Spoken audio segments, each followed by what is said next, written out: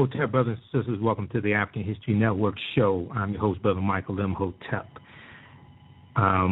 Today we're going to speak with Professor James Small and to continue a conversation I was just having with him. We're going to open up the chat room. We're going to bring Professor Small on in just a minute here. We're going to open up the chat room, and this show is archived, so you'll be able to go back and listen to it as well. We're going to speak with him for about an hour today. We're going to deal with the African concept of love versus the European concept of love. The African concept of love versus the European concept of love.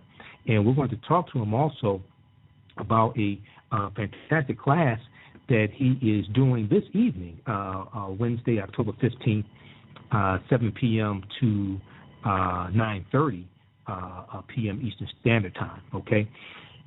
Join us in the chat room, blogtalkradio.com/The African History Network Show, blogtalkradio.com/The African History Network Show. You can join us in the chat room, and you can also sign up. If you don't have a Blog Talk account, it only takes a few minutes to sign up for one. Just go to blogtalkradio.com/The African History Network Show. Also visit our website, AfricanHistoryNetwork.com, AfricanHistoryNetwork.com. There's a lot of information there to empower you. And follow us on our Facebook fan page, The African History Network, The African History Network. We have the information for today's show on Blog Talk Radio posted right there. It's at the top. It says On Air Now. You see the picture of Professor James Small and the DVD cover, Healing Colors 2. You can click on the share button and share that on your own page. And you can invite your friends to tune in. You can also follow us on Twitter. At the AHN Show on Twitter, at the AHN Show on Twitter, and also Michael Imhotep on Twitter as well, okay? And you can, let's see, I'm doing a couple things here. All right, you can also sign up for our email newsletter by texting the word Kemet, K-E-M-E-T, text the word Kemet to K-E-M-E-T, to sign up for our email newsletter as well, okay? All right, let's bring, if you have a question or comment, give us a call, 914-338-1375. We'll be on for about an hour today, 914-338-1375, if you have a question or comment for Professor James Small. Let's bring him on. Okay, Hotep, Professor Small, how you doing today? Okay, had to get to that news. I'm here. Okay. All right, brother. All right, thanks for hanging in there with us. We're having some technical difficulties. Thanks for hanging in with us. Well, we're having a fantastic discussion. We're going to recap this here. I know tonight in your class, 7 p.m. to 9:30 p.m., you're dealing with the African concept of love and the European concept of love versus the European concept of love. And when I talked to you earlier today, I was saying we definitely need to talk about this because I remember watching a lecture from Dr. Amos Wilson a few years ago called Black Love, and he talks about how historically, it's only in the last 250 to 300 years that people started getting married for love. Before then, we weren't getting married for love. And he also talked about, because he was a well-known, African-centered psychologist, he talked about how the concept of love that we have today in the United States and European countries, for that matter, basically is shaped by the media. Music we hear, movies we see, love at first sight, head over heels in love, things like this, I love you so much I can't eat, things like this. But that's totally different than what it was historically for African people. So explain to us the difference between the African concept of love and the European concept of love, please. Right. In the simplest terms, I know earlier I was thinking it probably too complex.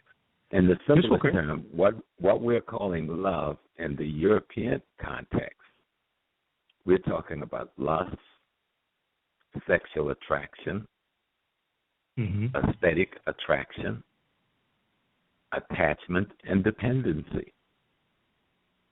And all the emotions that's wrapped around that package is what we call love. Somebody says, I can't live without you, or I can't do without you. Well, what does that mean? Suppose 100 persons tell you that. Are you then supposed to find a way to love the 100 persons?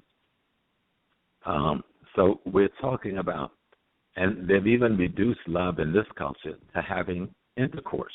And they call intercourse making love. And it has become normal. And I want to take it further. I mentioned it before, and I'm not going to back away from it. I have the same rights that any other community have. The so-called gay community have certain rights to accept certain frameworks and certain paradigms. I, as from the heterosexual community, what they call the straight community, I have a right to accept certain paradigms.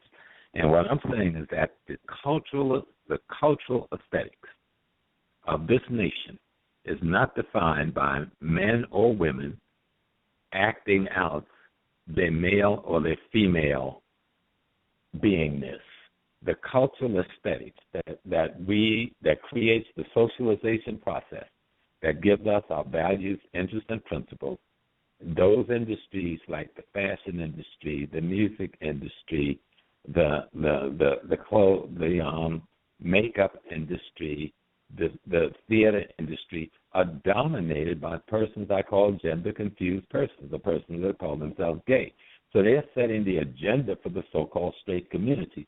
And then the so-called straight community is building relationships based on those aesthetic and emotional agendas set by this other community. It's really weird. And I doubt if anybody's really paying attention to it.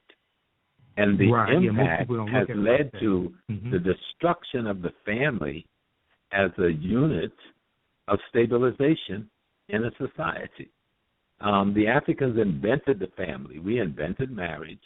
We invented family as a way of stabilizing the human community that had come together for the sake of surviving in our environment and ecologies that we found ourselves in a more productive way. In short, in producing it, without the family, you don't end up having civilization.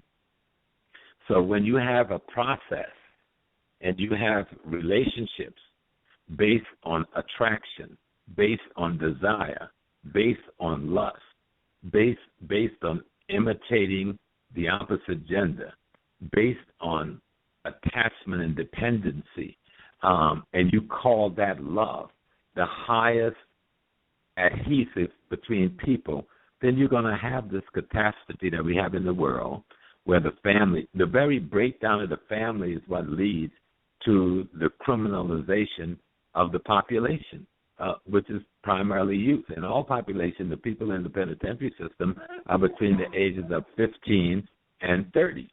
That's your youth. And so if the youth are in trouble, they're in trouble because the foundation that is supposed to give them the socialization process that will allow them to stabilize themselves in the environment they find themselves have been broken down because our concept of the glue that holds it together, the glue is love, is not appropriate.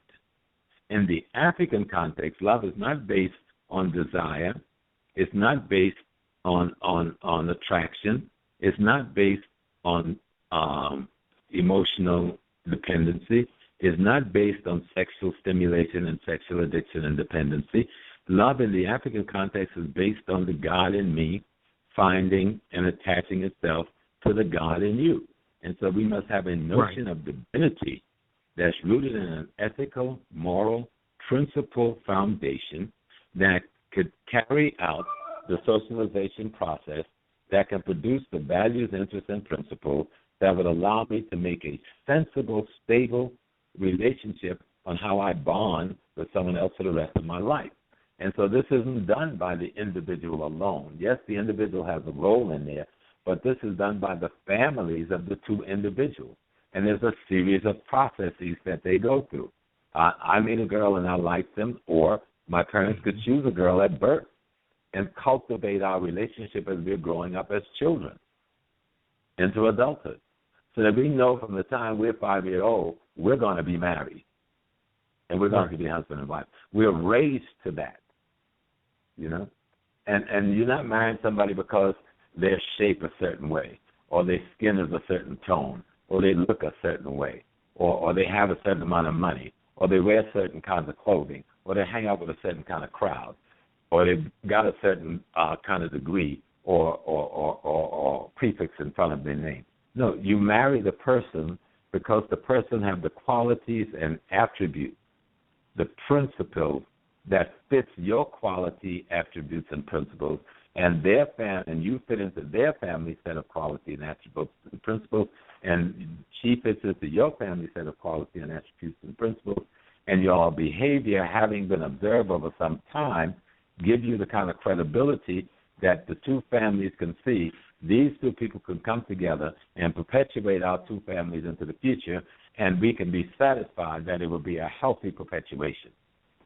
Over that course of the relationship, even after the ceremony called marriage, the persons begin to know how to love one another.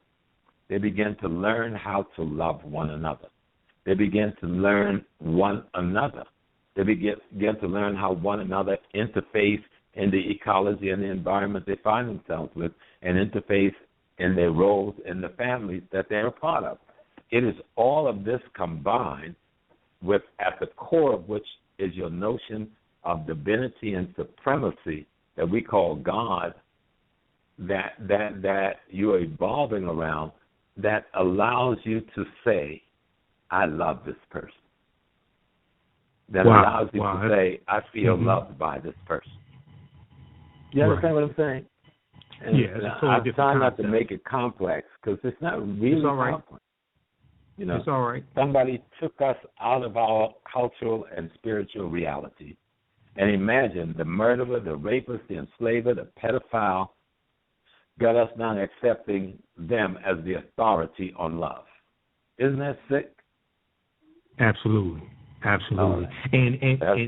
And it's like you said, it's shaped by the media. We're dealing with a individualistic base of love as opposed to understanding the greater and understanding the two families coming together. And this is what it is. You explained this. You know, I told you about how I was watching the Return to the Nile Valley when the ASCAC conference went to Egypt in 1987. Yes. Yeah. And Dr. Yosef Ben Yakinen was doing a marriage of two of the African Americans on the tour. And he talked about how historically amongst African people, when two people come together, it's not just two people coming together, it's two families coming together, and those two families coming together strengthen the village also. So this is an entirely different way of thinking. Now, how... And let me show you an example of it's like I have a daughter in Ghana that I've adopted. And on the family in the Cape Coast area, I am considered to be the Busapini, the family head there for any major decision. And so Barbara had been having some major problems with her husband, and his behavior had been just totally inappropriate. So we called a meeting, but they had to wait until I get to Africa to have this meeting. And so me and the uncles and the mommy and the senior cousins, we all met over a 2-day period of time. And then we decided, with all the evidence we had gathered, that George no longer fitted in our family. So the family, not Barbara, then petitioned the boy's family for divorce. And to begin the petition, I had to take the wedding band and the Bible that was exchanged at the time of the wedding performance and appropriately wrap them and take them back to the boy's family. That presentation tells them why I'm there. And then now the two families will come together and have a series of meetings to see if they can mediate and ameliorate the contradictions that have led to this place. You understand? So the two people, are there to love each other and to procreate and to enjoy sex. Sex is something that people who love each other do, because when you do it, it should recreate yourself and perpetuate you into eternity with your offspring. And so the greatest act any human could commit is to bring life into the earth through the recreation of itself through sex, where the West have trivialized sex as lovemaking that has to do with the intercourse itself and little or nothing to do with the recreation of self. Do you understand me? Right. And I remember when we had you on, when I interviewed you last week, you were saying that homosexuals can't have sex because the number one reason to have sex is for reproduction. They can't have sex. Right. So what they're doing, they can call it sex, but that's not sex. Right. Right. That's not. If it doesn't lead to reproduction, it's not sex. Okay. So we need to get all that stuff clear and not let the murderers and the rapers and the enslavers program us into a behavior mode that is leading to catastrophe, have led to catastrophe, and will lead us to a greater catastrophe. They have a right to behave whatever manner they want, but I have a right to defend the integrity of the African race to behave in a fashion that is appropriate for our survival into perpetuity on this earth. Right, and the reason why I say that is because the way it is now is like if you disagree with the homosexual agenda being pushed, then there's something wrong with you, as opposed to and you being able to have your own views. Right. They've attached their agenda, our civil rights movement. They've attached their agenda to women's rights movement. They've attached their agenda to minority peoples who are being denied certain access. So they've been able to attach their agenda to all of the legitimate agendas of humanity. And that agenda then gets pushed along. And then they've taken some of the most extraordinary symbols out of our ecology and sociology. They've taken the word gay, which meant to be joyful, happy, and joyous, and used that as the label, and dropped the label homosexual. And they've taken they've taken the rainbow as their symbol. And the rainbow is one of the most beautiful symbols that nature gives us to show us that the difficulty is past. There's a beautiful future coming. The storm has gone. And so they've taken that symbol to identify a behavior that is as destructive as any negative behavior in the human society.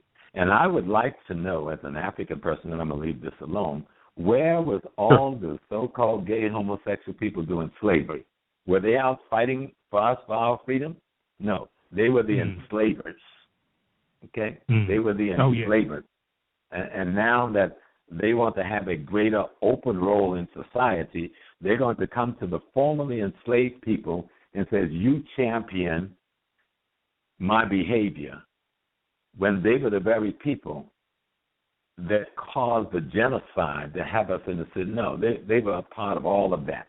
They never came out for freedom, justice, and equality, for the abolition of slavery, for the end of the genocide against African people, all of those centuries. They didn't have 5 years to do it. They had 500 years to do it and didn't utter a word. So that's another case. So let's get back to love. Love is a deep thing. Love is about God. See, love isn't something that individuals, this society is built on an individualism because that is the social structure of the economic order we call capitalism. It depends on individualism. And so I understand we are in a capitalist society and we kind of stuck because you can't do socialism in a capitalist society, even though you can do some communal and cooperativism that will work very well for us. But if we just want to look at love, then let's put it in the context our ancestors put it in. At the center of our ancestors' world was their notion and their concept of God, the divine. The first images we see that depict God was not a man, it was not Osiris, it was not Isis, it was not Horus, it was Osiris, Isis, and Horus. Okay? The three elements, the mother, the father, and the child, the family. Yes. That is the symbol the ancestors gave us of God. The white man gave us the symbol of the man as God. And the African gave us that symbol in such an anthropomorphic way that we know they weren't talking about any particular human being. They were talking conceptually about the behavioral structure and organization of all human relationships. And at the center of Osiris and Isis and Horus was what they call Amun.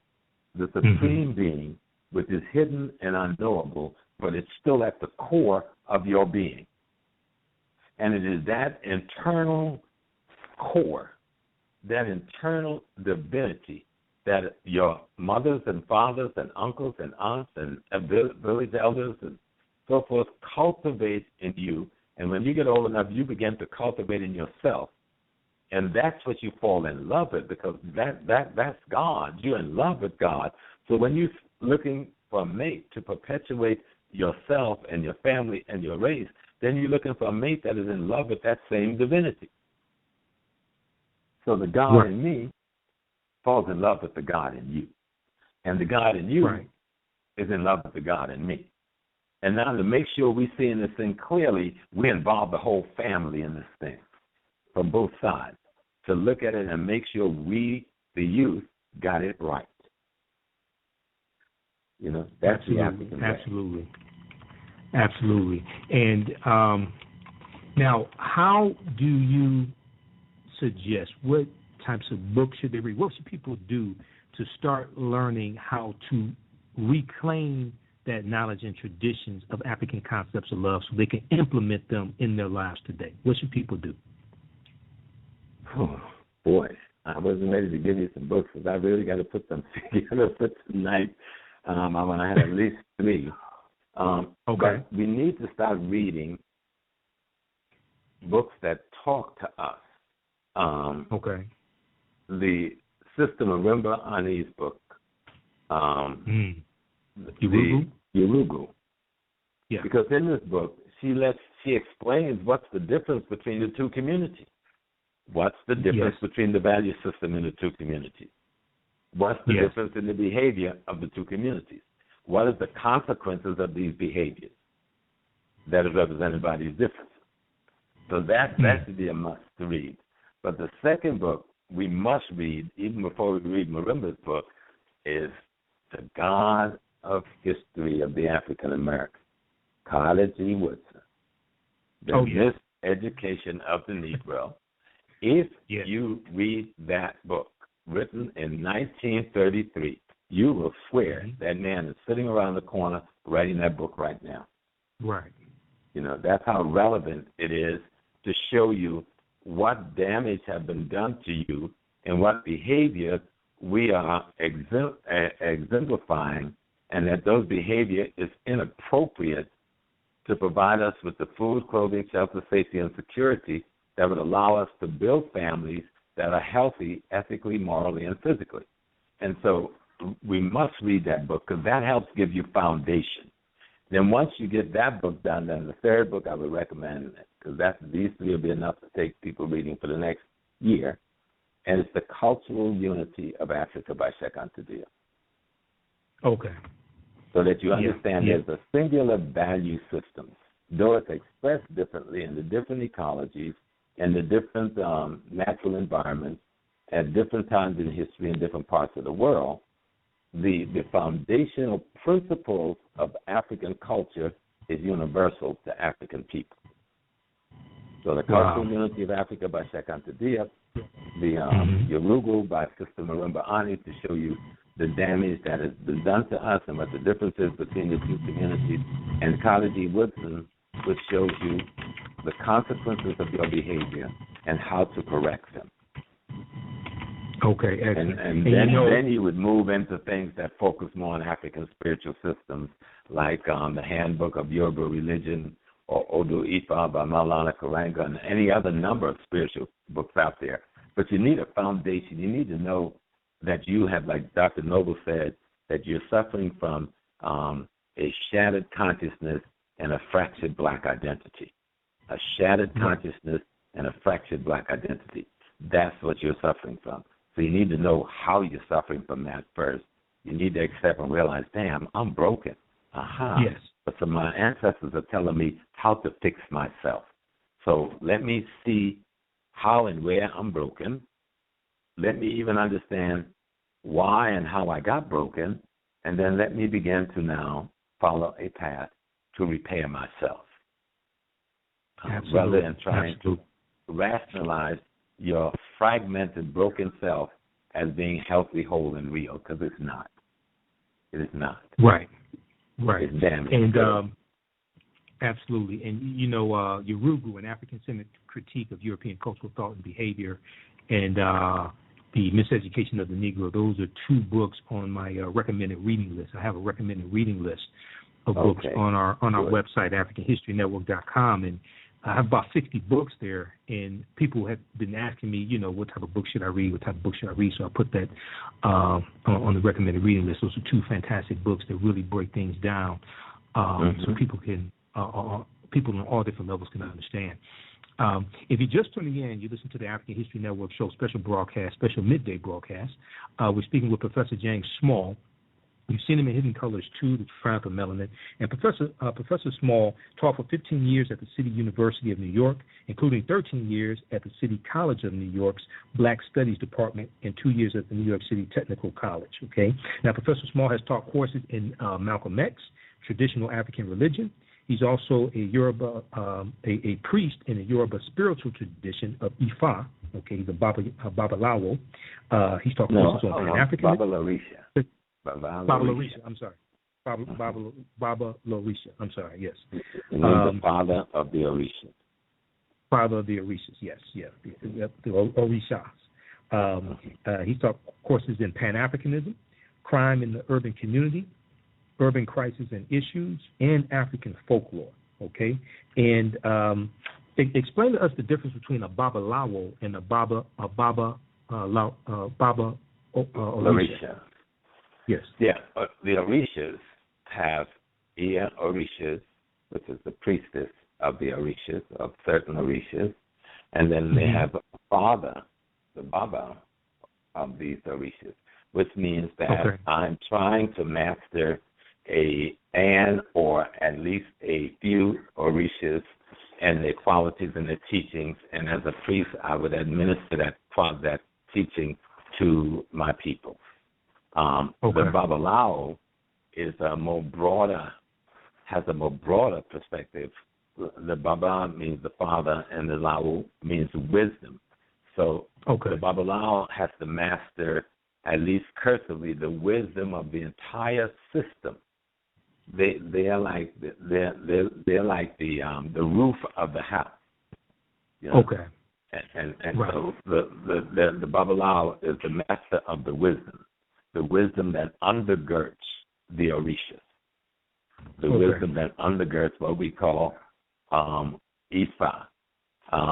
But that wisdom, when we say Odu, those are the verses in which those wisdom is expressed.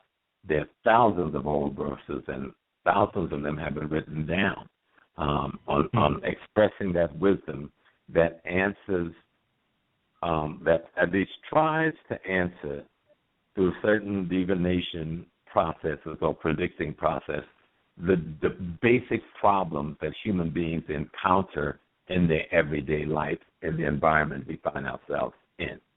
And so that the Baba Lorisha's job is to look at a particular problem. Like, for instance, I'm a priest of Oya.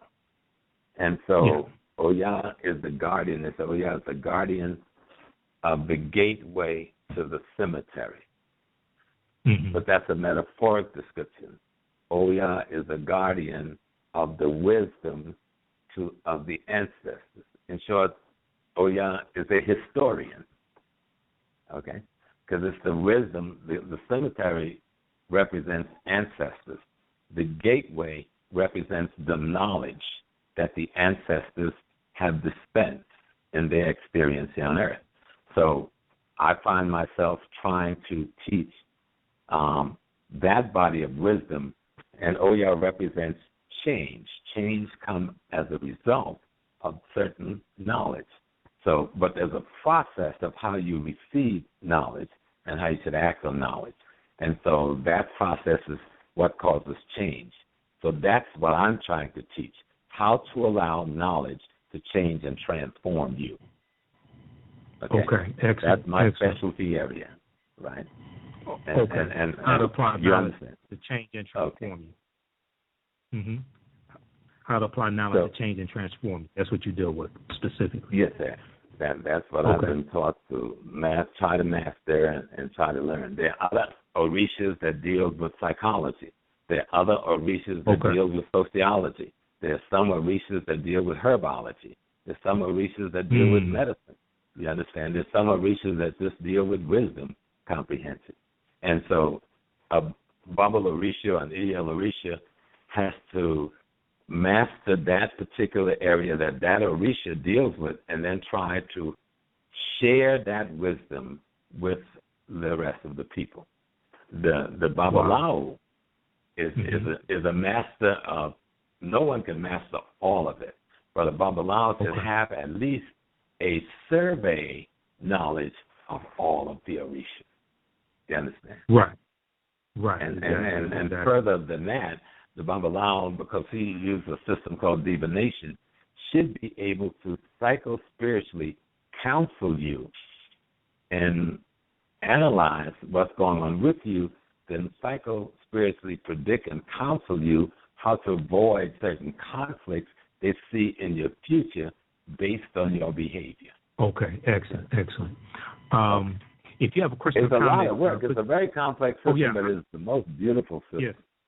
Yes. I can understand that. I've studied a little bit. I'm familiar with a few of the Orisha, so I can imagine, brother. Definitely. If you're just tuning in, you listen to the special edition of the African History Network show. We're speaking with Professor James Small, and in just a minute, he's going to tell us about a class that he's doing tonight, Wednesday, October 15th, 7 p.m. to 9:30 p.m. Eastern Standard Time, and how to sign up for it. It's an online class. Now, Professor Small has appeared on the Charlie Rose Show, Tony Brown's Journal, Like It Is with Gil Noble, as well as numerous cable programs and local, national, and international television and radio shows, as well as the African History Network show and the Warren Valentine show on the Empowerment Radio Network.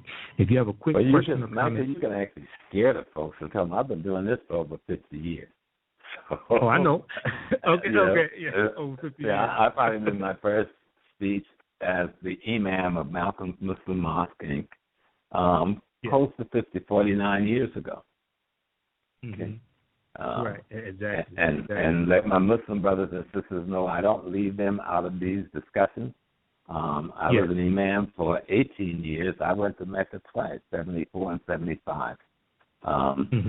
And I studied that tradition and its importance to us as Christianity has an importance to us and a history with us, as well as studying our tradition. And so sometimes we think when brothers and sisters of the Islamic persuasion hear us talking about traditional Africans, they think that don't mean them. They hear us talking about slavery and they kind of think that don't mean them. But it indeed means us, because Islam was enslaving Africans before Christianity was used to enslave Africans. And so we have to understand how other people use Islam to enslave us, and we have to understand how some of our ancestors was able to use Islam to liberate us. We need to understand how others use Christianity to enslave us, and we need to understand how some of our ancestors was able to use Christianity to liberate us. And what we're going to find is that when our ancestors used Islam or Christianity to liberate us, they had it wrapped in a package of an African value system that flowed out of an African spirituality that redefined Islam in a context that was different from what the Europeans was using, and redefined Christianity in a context different from what the Europeans were using, because they brought into it an African spiritual essence that allows us to behave differently. Absolutely. If you have a quick question or comment for us, give us a call, 914-338-1375, 914-338-1375. You'll be prompted to press the number 1 key to put you in queue so we can bring you on the air. We're going to transition in just a minute and get into this discussion dealing with African Americans spanking and beating their children in relationship to slavery. But let's talk about the class at least tonight. There's a class at 7 p.m. from 7 to 9:30. Dealing with all of these subjects, focusing on black-female, male-female relationships, focusing on love as the foundation of the family, and the family as the foundation of civilization. You can go to ProfessorSmallAfricanWorld.com, ProfessorSmallAfricanWorld.com. It's only $20, register for the course. We're doing it for 6 more weeks.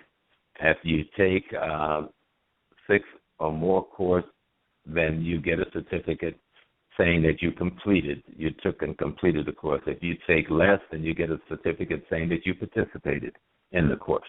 But it's a serious course. I'm trying to use my nearly 50 years of training in this area to try and impart information to our people as best we can. So join us. Let's have fun together. It's an interactive thing. You're not just listening. You can ask questions. I can interact with you. It's a good platform called Anytime Meeting, and it works well. And I have an extraordinary technical person named Sister Forewa Idawa, who just keeps this thing moving and keeps all the pieces together while we're doing the classes. So join us tonight at 7 p.m. by going to Professor Small African World. And instead of spending that $20 buying some music that's going to drive you and the family crazy, spending some information that's going to make you and the family healthier tonight. Right. Now, I know your website is ProfessorJamesSmallAfricanWorld.com, but for the class, they go to ProfessorSmallAfricanWorld.com? Well, they can go to ProfessorJamesSmallAfricanWorld.com, too. I back up them. And then it's Professor James Small at Gmail.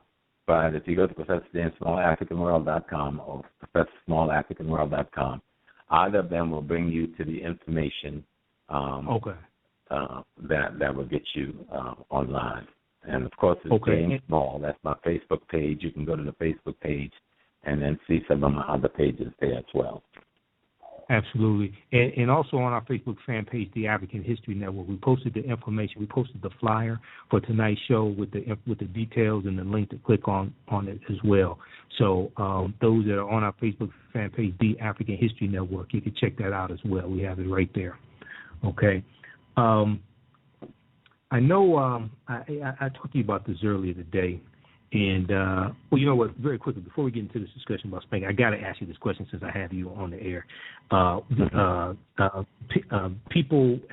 hear people going back and forth over this argument. And in all my research and talking to different scholars, I can't find it. Historically speaking, prior to invasions coming in and things like this, do we find instances or practices of homosexuality and lesbianism in traditional African culture to any significance? No, you do not find it prior to the invasion of our land by the Arabs, by the Turks, by the European Christians. These people brought homosexuality with them. The Catholic Church was the first church to come into Africa. You're talking about primarily a homosexual church. Is still predominantly a homosexual church made up of lesbians and male homosexuals. They call themselves sisters and sisters. And they have unabatedly, for hundreds of years, been able to molest and rape and practice pedophilia on African children till this day. We just begin to wake up to the sexual molestation and abuse of the Catholic Church in the United States, where we have laws and all kinds of things to regulate and protect. Think of what's going on in Africa right now, who don't have none of these laws and courts and protection, and think of what has been going on in Africa for centuries. If you read the book, I think, of Fire and Spirit by Malidoma Somé, you will see a chapter where he talks about being kidnapped by the church. He doesn't go into detail that for those 19 years, they practiced pedophilia and molestation on this young man. So when he came back home, that ritual that you see his people, elders, putting him through is a ritual to cleanse his psyche of the homosexual abuse that he had been encountering in the church with those priests all those years. And so when there was a conference that Malidoma had a few years ago at Columbia University Teachers College on spirituality, and I helped the young lady put it together, not knowing what I was being asked to do. I thought I was doing a conference on spirituality. The last week before the conference, they started putting on a flyer that started talking about dual spirit persons. And so I spoke and opened the conference, and I launched into my criticism of the homosexuality, trying to pass it off as being African culture. And indeed, they even had some people there who were supposed to be African priests and priestesses in the Yoruba tradition and the Akan tradition, trying to make a case for it. So I call my Babalawos, and I'm trained by 3 of the most profound Babalawos in Africa. 2 of them are ancestors now. And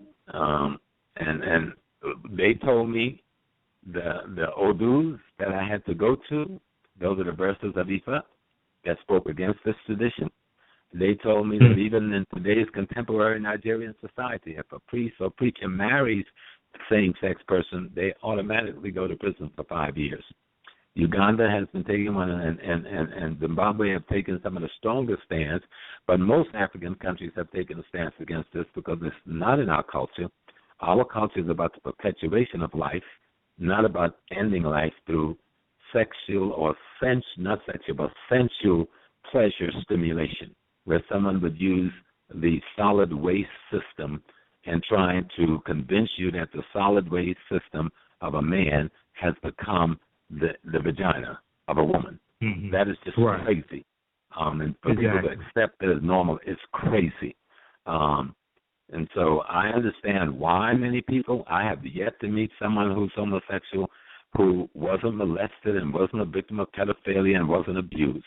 I'm sure there may be a few who've joined it for the cultural reasons, because there's been a heavy recruiting, cultural and economically, people who, from our community particularly, who join that community and that value system or way of life, find themselves having access to economics, having access to education. They're well taken care of. And so some people go there because that's a safe world, and some go there because they've been abused in our community, with the incest and the molestation and rape that goes on in our community, carry over from slavery.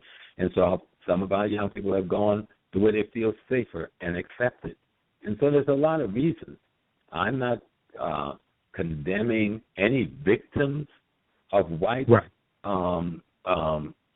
homosexual dominance, but I'm condemning that way of life as being a positive way of life for African growth. Right. Yeah, we're not attacking homosexuals or those who are listening, but we're dealing with the facts and the evidence, and we have to understand African people and culture prior to coming in contact with these invaders who brought this. We have many behavior changes in our community that result from our contacts with whites and Arabs and Turks. For 1,500 years before the transatlantic slave trade, the Europeans and coming across North Africa, the Turks, who was running the Islamic system along with the Arabs, had enslaved us in Africa, in Europe, in Asia, in India, in the Middle East for 1,500 years before 1492.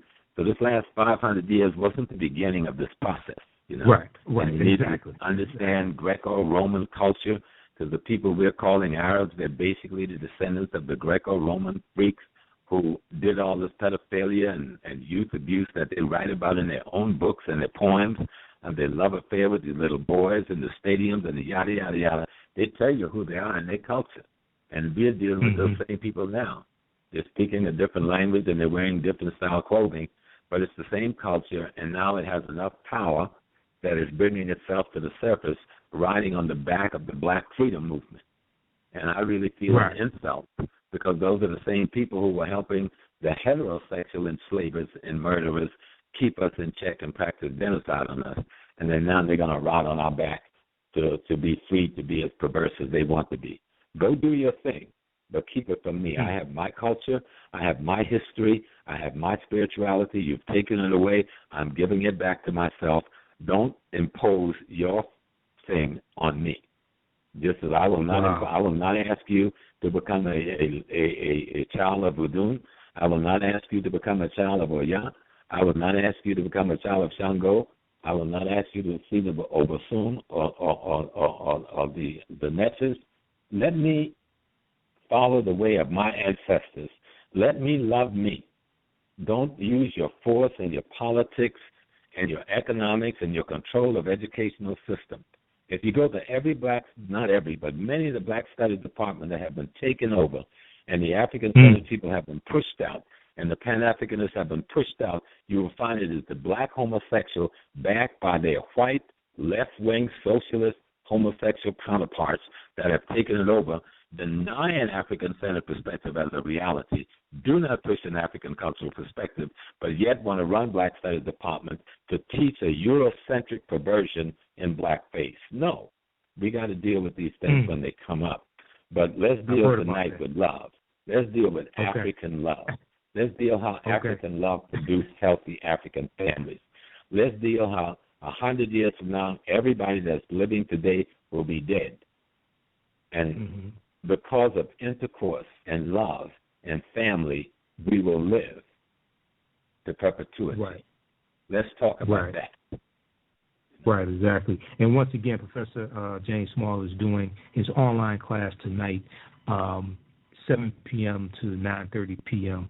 Eastern Standard Time, and he's going to deal with the African concept of love versus the European concept of love.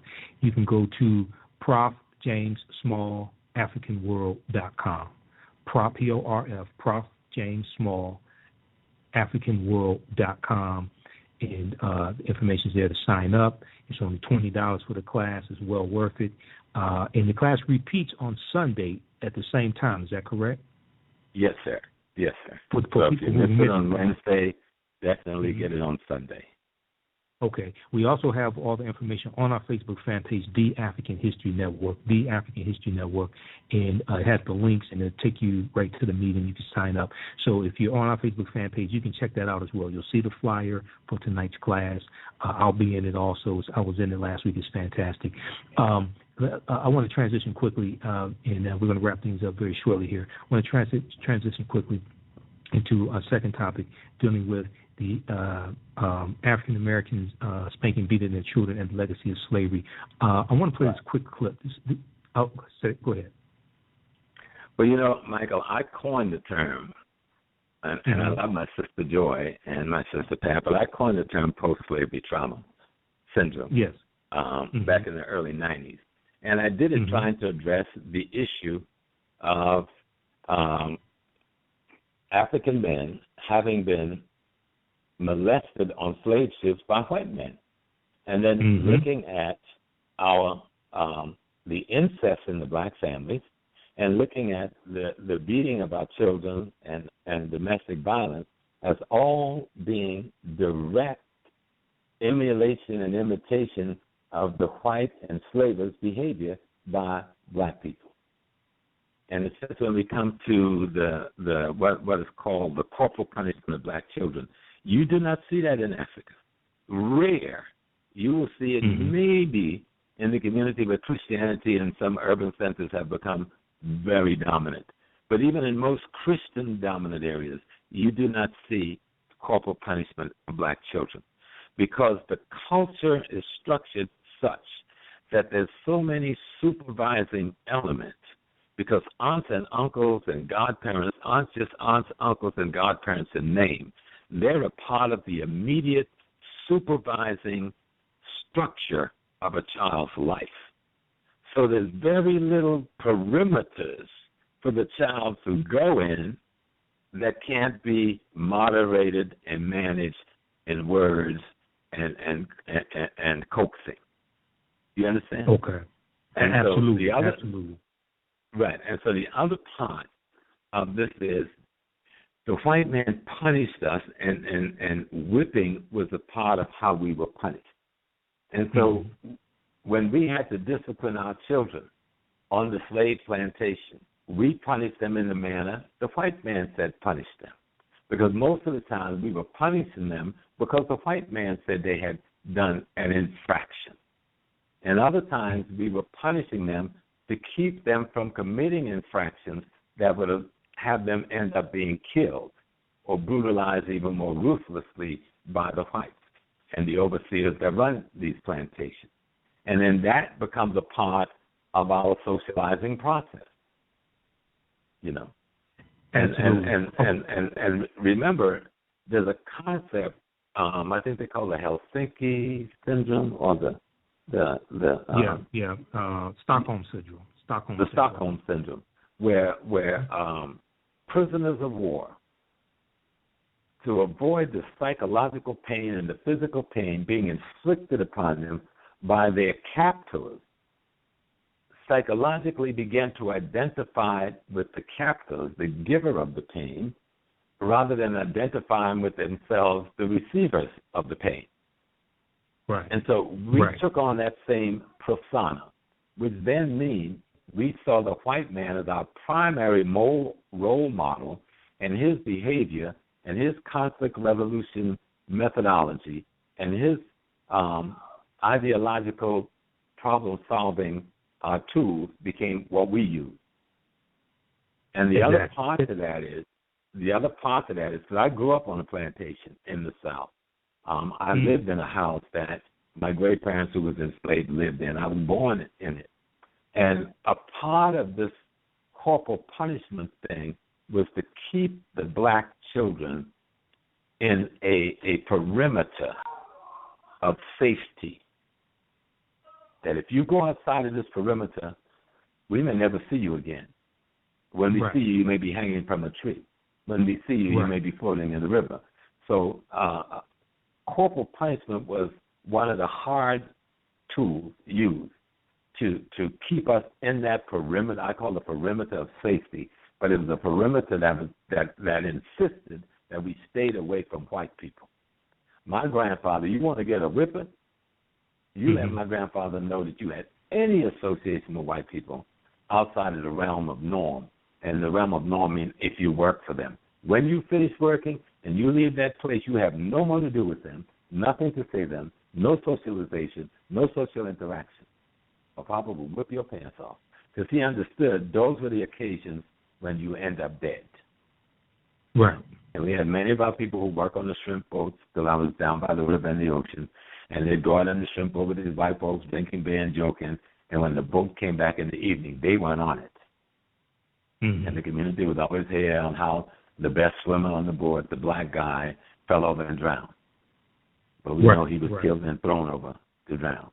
And so other times you hear somebody went out with them boys. We had it happen in my family about 3 years ago. My niece's boyfriend went hanging out with some of his white buddies and then supposedly be diving off of a bridge. He was about the best swimmer among them, but he ended up having fun. They got found him with his head bashed in. They said, he dove and bumped into something. But that part of that corporal punishment was to maintain that perimeter away from white people. Right. But part of it was imitating how white people brought about discipline. And his method of disciplining us was through the whip and through corporal punishment. And so that has become a norm in our community. And his notion of conflict resolution is through threat, fear, and intimidation of bodily harm. And so when you're whipping a child, you're threatening, you're causing fear of bodily harm. And that is not the way to create the proper conflict resolution. The way to create the proper conflict resolution within an environment is to have a family that involves all of its extended members feeling responsible to and for all of its members. And that's where love comes into the scene, because it's love that creates that bond. Love is the glue that holds a family together. But it isn't something that pops up. It's something that gets built in over time, and you strengthen that glue over time as you understand purpose and responsibility on the earth. Because part of that's why the ancestors are an integral part of your family, and that's why you should have a shrine for your ancestors in the house. You should pour libations to them. You should communicate with them, because one day you will be that ancestor. And then in the teaching of Africa, you're taught that even while you're living, you are the ancestors that once lived, come back. And one day you'll be the ancestor gone and will come back, and your great-grandchildren has once lived. And so when you understand the relationship of the ancestors as a living part of the family, then you understand that love is a 360-degree circle and unending. But it's a process over time. Absolutely. Let me do this very quickly here as we wrap this up. I want to play this clip. This is an interview This is only 5 minutes, but this is an interview from MSNBC. Tamron Hall was interviewing Dr. Michael Eric Dyson. This was in regards to the Adrian Peterson allegations that Adrian Peterson abused his child, whipping him with the switch, things like this. And this that incident has pushed this conversation back into the forefront, but back in the mainstream. But Dr. Dyson deals with some of the issues that you're speaking about. I want people to hear this. So stand by. I want to play this. Okay. So just stand by, brother. Just fine. You take that on in this op-ed. Absolutely, because the reality is this. To say you came out fine, you could be fine if you got an attempt on your life, but you turned out fine. You could be fine if somebody tried to stab you, but you turned out fine. Well, just because you turned out fine, and that's open for debate, the reality is you don't want to sanctify or justify or legitimate the bad stuff that was done to you. And I think this is a pathology that we have failed to address as African-American people. We are highly sensitive because we know in the white corporate media, African-American people become the face for tragedies and traumas that are deeply entrenched in American society. I get that point, and I'm sympathetic to that. But at the same time, it doesn't excuse the abuse of children or women. And the reality is that we have to step up to the plate and acknowledge this. Of course, Adrian Peters' mother is going to defend it because she is what her behavior may have led to him doing what he's done. His behavior may lead his children to do what that's been done to them. When does the cycle stop? When do we interrupt it? When do we say it's wrong? You bring up this cycle, and you talk about slavery, which hit a nerve with a lot of people. First off, explain why you think there is a link there. Well, look. Black people were beat and hit in slavery. We were reprimanded. We were whipped. We were lashed. Then some slave parents, especially women, had to beat their kids in front of the slave master to prove that they could go along with the slave master's intention to keep them from being rebellious spirits. So that's a horrible situation that African-American people were placed in. But as a result of that, we began to absorb that kind, collectively speaking, that kind of practice. And from then on, we've reproduced it. And let's be real. One of the reasons many African-American people beat their kids is to prevent them from being beat by the master even worse. And one of the reasons we beat our kids so severely now is because we don't want the police to hurt them later because they've sassed them. They've said something that's wrong. So instead of approaching the police to make sure that they don't kill our kids, we, of course, feel that the only power we have is to make sure that our kids are behaved correctly. Now, I understand that and I'm sympathetic to that, but how about speaking to them? How about taking things away from them that they need, that they want? How about timeout? Black people believe timeout is when you knock them out and they wake up and then you've had timeout. And I'm telling you, we have seen the devastating consequences of this kind of criminal punishment of our children. When we look at the black-on-black crime, when we look at the hate we have for each other, when we look at the despising of each other, let's not simply talk about through the gaze of white supremacy. Let's talk about the reproduction of the pathology of our own self-hatred and what we've done to each other. I think it's serious enough for us to deal with. In your piece, you also cite black psychiatrists William H. Greer and Price M. Cobbs, who wrote Black Rage. There was their examination in 1968 of the psychology of black life, and they said beating and child rearing actually has its psychological roots in slavery. And even yet, black parents, we feel that just as they have suffered beatings as children, so it is right that their children be so treated. This is a study from psychologists. This is just not you spouting your opinion. You also bring what I also noted online. A lot of people pull in religion, and they say, well, the Bible says, spare the rod, spoil the child. You comment on that. Well, I'm glad you said that. First of all, that ain't even from the Bible. How ignorant are we? Spare the rod, spoil the child is from a 1664 poem by Samuel Butler called Hudibras, which was intending to really ridicule the Puritans. So first of all, get your Bible stuff right, y'all. Secondly, stop quoting the Bible out of context. The word rod used in that passage is the same word used in thy rod and thy staff, they comfort me. Rods are meant to guide sheep, not beat them. Punishment is one thing. It's to exact revenge and to impose pain as a result of my disagreement with your particular behavior. Discipline, from the word, talks about a relationship of a teacher to a student. Let me encourage you to learn. Let me give you values that will help you. So we have to distinguish between punishment and discipline. Yes, children should be disciplined, but they should be disciplined in a loving fashion. intimidation. And here's the thing. If you're so for corporal punishment, try it yourself. Let your kids take a switch and beat your behind. Let you be subject to the same process of reproach. And I think then we would understand this is a physical intimidation that leaves psychological scars, that is a terrorizing, traumatizing consequence in our own lives. And we got to be honest about it. Stop being defensive. Stop saying God told me to do it. Stop getting God to co-sign your bigotry against your own kids or your wives and the abuse. And we see it. Look at the NFL, and we don't want to scapegoat them because it happens across the board. Okay. But look at the violence that has been legitimately directed against women, but women's lives don't count as much as men's lives. Children's lives don't count as much as men's lives. Men have to step up to the plate, look in the mirror, and see that what we have been doing is destructive not only to ourselves, but to our families as well. Michael Eric Dyson, thank you so much. Kate. All right, that was from MSNBC. Actually, is in the article, MSNBC, Dyson diagnosis, reproduction of pathology of black child abuse from slavery. MSNBC's Dyson diagnosis, reproduction of pathology of black child abuse from slavery. And that's an article from mediate.com. Mediate.com. You can Google that article, check that out, read the article yourself, and the clip is in that article. Okay, let's bring Professor James Small back on as we wrap up this segment here. And very quickly, Professor Small, I disagree with Dr. Dyson on some things, but I think he nailed it I do right too, there. but he nailed some of it right on the head.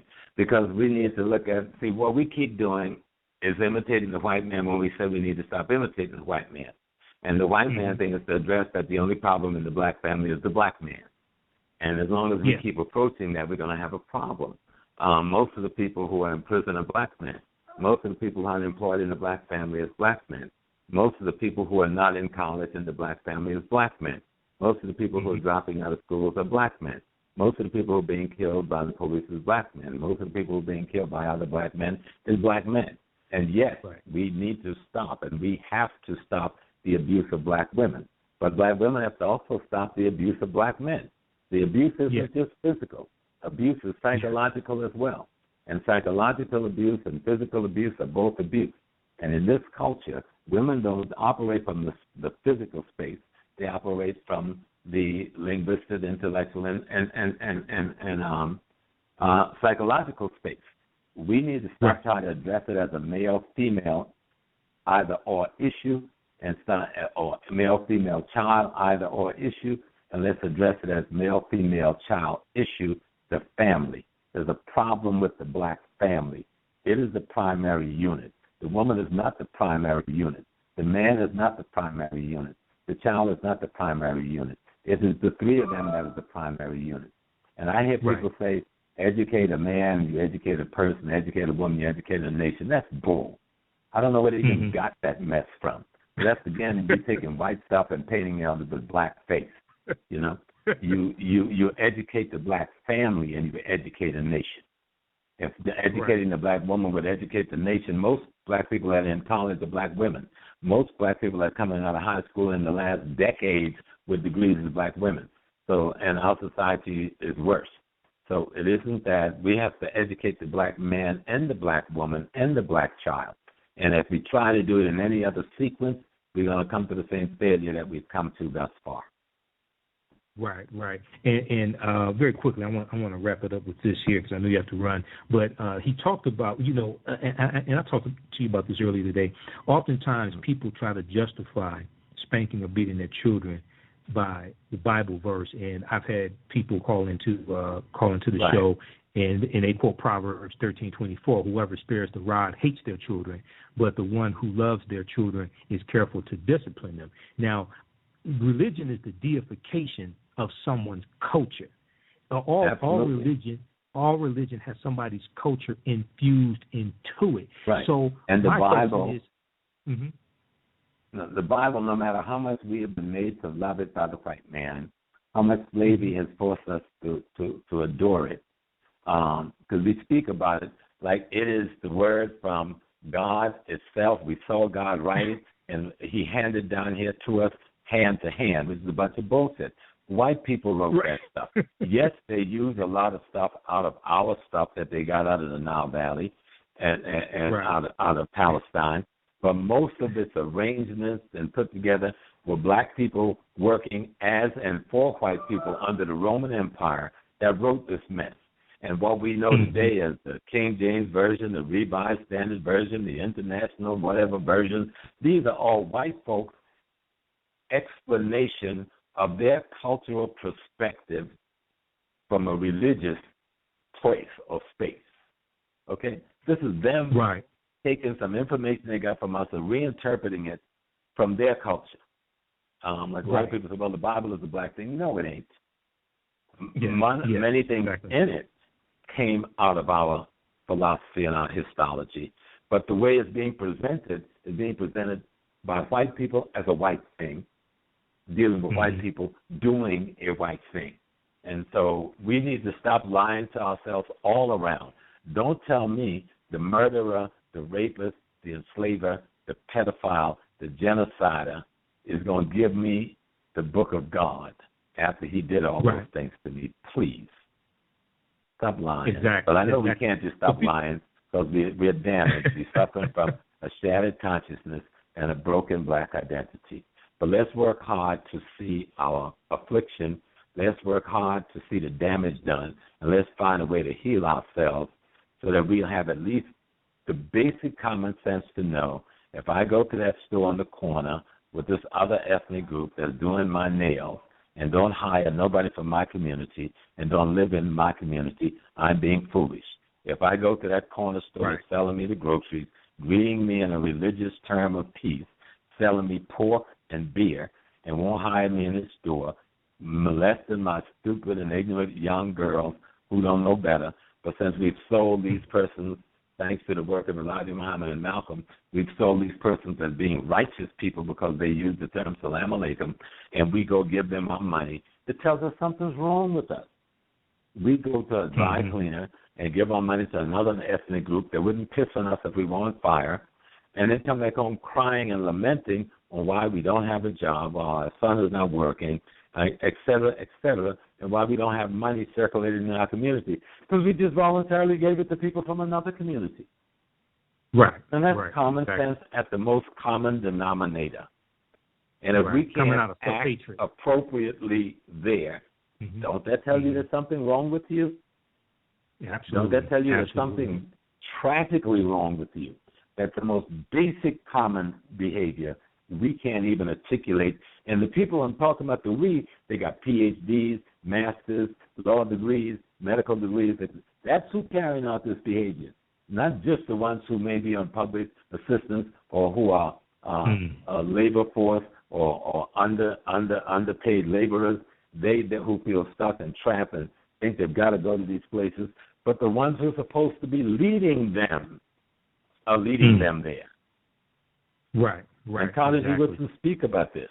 Our intellectual elite behaves in a fashion worse than our lumpen proletariat when it comes to how you economically, politically, and socially build a community. And lumpen proletariat, by the way, means your unemployed class. Okay.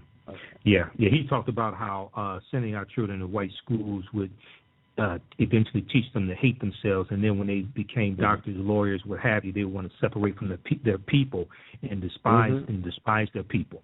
You know, they're talking. And what he said in 1933 has proven true today to 100%. Yes. You know, I'm getting a message from Sister Sankofa saying that the show will not repeat on Sunday because you have a lecture this Sunday. Yes. So we'll miss this Sunday because I'm going to be at African Echoes. Thank you, Sister Flora. So we won't repeat it this Sunday, but every follow Sunday is our time now to have a lecture. I messed up last Sunday and had a lecture on Sunday. And I will definitely be at African Echoes this Sunday, and it won't be enough time to get back to the computer. So come on board tonight. Have fun with us. Let's share this information. Ask me questions. You can dispute me and refute me. I love my brothers and sisters no matter what condition you're in because I understand why you're in that condition, but I'm not going to fall in love with the condition. I'm going to try to help change our condition in my mind and in your mind. And then together we learn from one another how to do this in a way so we come out at the end whole and healthy and not more broken and more fragmented than we were before we went into our discussion. Absolutely. Well, look, brother, I know you got to run, so we appreciate you coming on. People check out his website, Prof. James Small, AfricanWorld.com, Prof. Prof. James Small, AfricanWorld.com, and check out the class tonight. Okay, brother. Thank you, Brother Michael. Okay? And thank you to the listeners. Let's have fun. Enjoying our history. Hotep. Absolutely. Hotep. All right. We'll be back in a few minutes, okay? We're going to wrap this up. I'm going to give you a couple articles for you to check out as well to help better understand why spanking our children is harmful, okay? You listen to the African History Network show on Blog Talk Radio. We'll be back in a few minutes.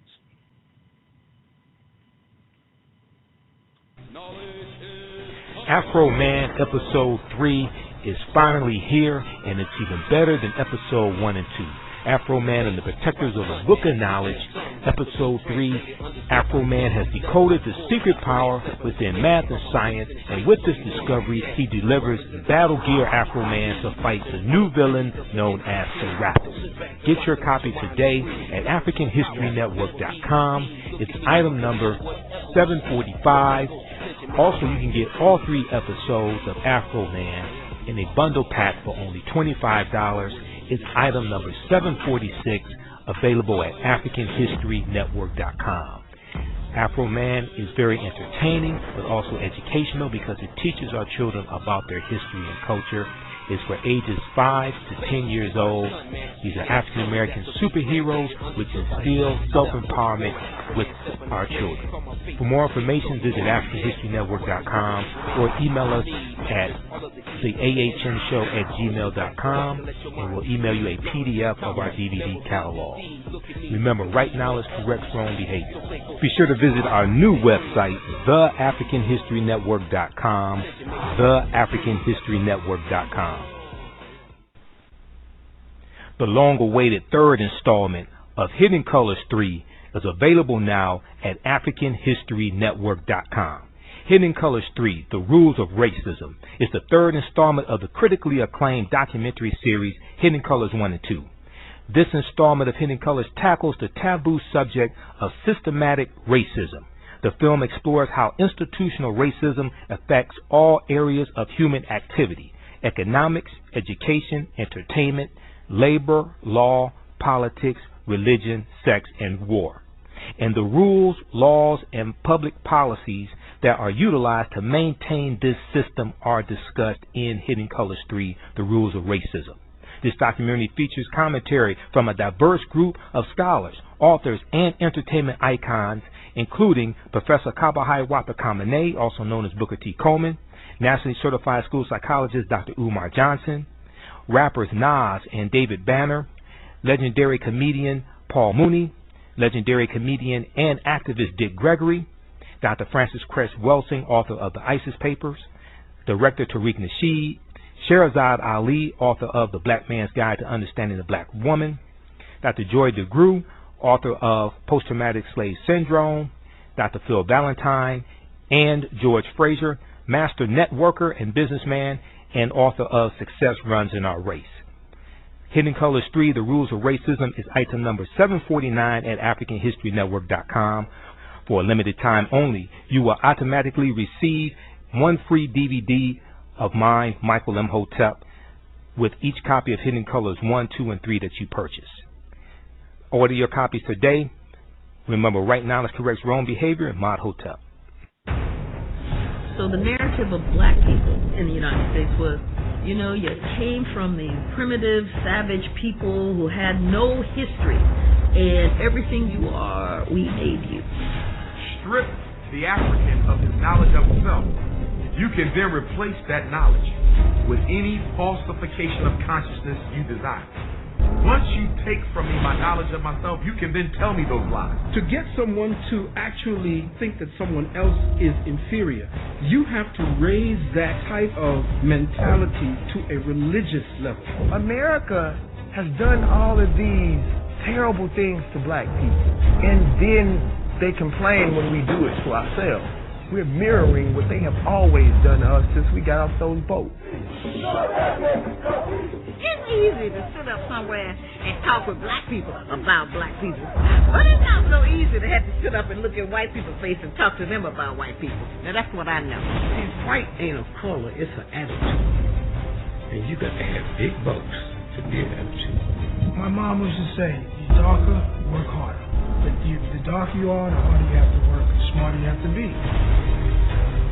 Folks were breastfed on racism. Breastfed. If you're talking about a problem in the world and you're not dealing with white supremacy, you ain't talking about the problem. There's never been a real dialogue in America about race because whenever we start to talk about race, the conversation will venture into what's wrong with black people. White people did whatever they wanted to do to black people. So what are the rules?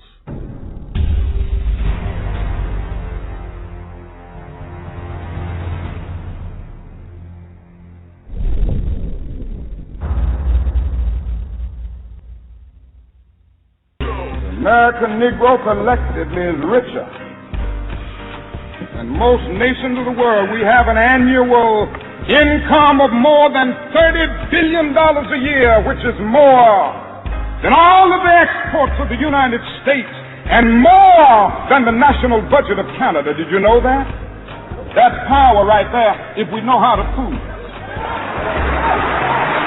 We should own and operate and control the economy of our community. We have to become involved in a program of re-education to educate our people into the importance of knowing that when you spend your dollar out of the community in which you live, the community in which you spend your money becomes richer and richer. The community out of which you take your money becomes poorer and poorer.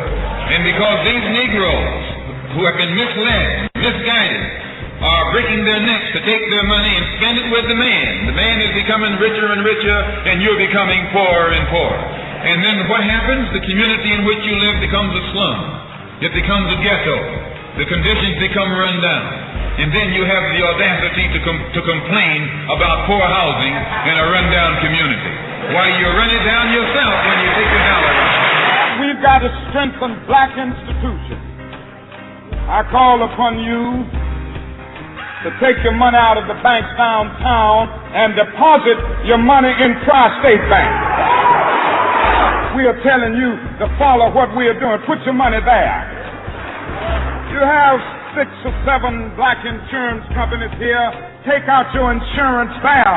Now, these are some practical things that we can do. We begin the process of building a great economic base. We've got to give ourselves to this struggle until the end. We've got to see it through. So our people not only have to be re-educated to the importance of supporting black business, but the black man himself has to be made aware of the importance of going into business. And once you and I go into business, we own and operate at least the businesses in our community. What we will be doing is developing a situation wherein we will actually be able to create employment for the people in the community. The black man must unite in one grand racial hierarchy, making a racial empire upon which the sun shall never set. Be black, buy black, think black, and all else will take care of itself. All right, welcome back to the African History Network show on Blog Talk Radio. This is a special midday edition of the African History Network show. Now, we just wrapped up a fantastic interview with Professor James Small. You've seen him in Hidden Colors 2, The Triumph of Melanin. We've had him on the African History Network show in the past. This show is archived. You can go back and listen to it as well, okay? Go to blogtalkradio.com/The African History Network show, blogtalkradio.com/The African History Network show, or go to AfricanHistoryNetwork.com, AfricanHistoryNetwork.com. We have the information there, the link for the African History Network show. Got to give a shout out to some of the people in the chat room. Sankofa 7, Ray R. Ray, Angel Supreme, just a few of the people in the chat room, okay? Now, I want to share some quick articles with you here. This deals with more information dealing with why spanking our children is negative, okay? And this does not come from African people. Also, you're going to find some societies, African societies, that that were conquered by Arabs. Islam was forced upon them, things like this. They may spank their children.